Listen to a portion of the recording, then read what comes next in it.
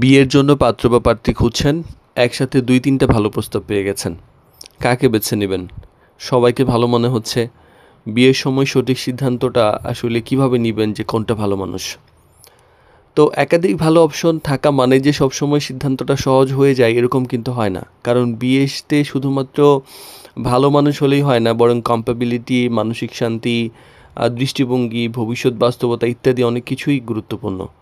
তুলনা করতে হবে শুধু চাকরি, সৌন্দর্য বা স্ট্যাটাস দিয়ে নয়, বরং দীর্ঘমেয়াদে কার সাথে জীবনটা বেশি ব্যালেন্স হইতে পারে সেইটা চিন্তা করা উচিত। তো ম্যারেজ ক্যারিয়ার বিবাহ বিষয়ক জটিল প্রশ্ন সহজ উত্তর সিরিজের ৩১তম পর্বে আজকে কথা বলবো একাধিক ভালো অপশন হলে কিভাবে সিদ্ধান্ত নেবেন। তো শুধুমাত্র ইমপ্রেসিভ মানুষটাকে বেছে নেবেন না। যে মানুষ বাইরে থেকে বেশি আকর্ষণীয় সে সবসময় যে বেস্ট ম্যাচ হবে এরকম নাও হতে পারে। বড় চাকরি আছে কিন্তু কমিউনিকেশন বা রেসপেক্ট নাও থাকতে পারে। নিজের প্রায়োরিটিটা পরিষ্কার করুন যে আপনার আসলে কোনটা সবচেয়ে বেশি গুরুত্বপূর্ণ। শান্ত স্বভাব, দিন, দায়িত্ববোধ, ফ্যামিলি মাইন্ডসেট, নাকি চাকরি, নাকি অন্য কিছু। যেটা বেশি মূল্যবান আপনি সেইটাতে ফোকাস করবেন।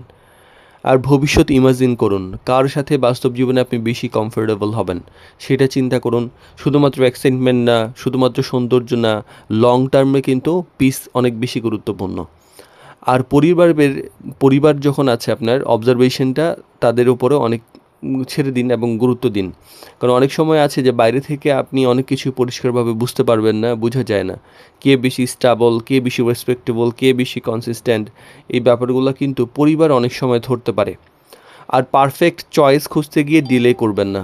অনেকে আছেন যে শুধু এইটা ভালো, ওইটা ভালো এভাবে খুঁজতে, খুঁজতে অপশন হারাতে থাকেন। সব অপশনের মধ্যে কিছু ভালো খারাপ কিন্তু থাকে। অতিরিক্ত কনফিউশন থাকলে ভালো সুযোগও কিন্তু হারিয়ে যায়। তো বিয়েতে সবচেয়ে গুরুত্বপূর্ণ এইরকম না যে সবচেয়ে ভালো মানুষ, বরং সবচেয়ে গুরুত্বপূর্ণ হলো সবচেয়ে মানানসই মানুষ। তো কম্প্যারিজন না দিয়ে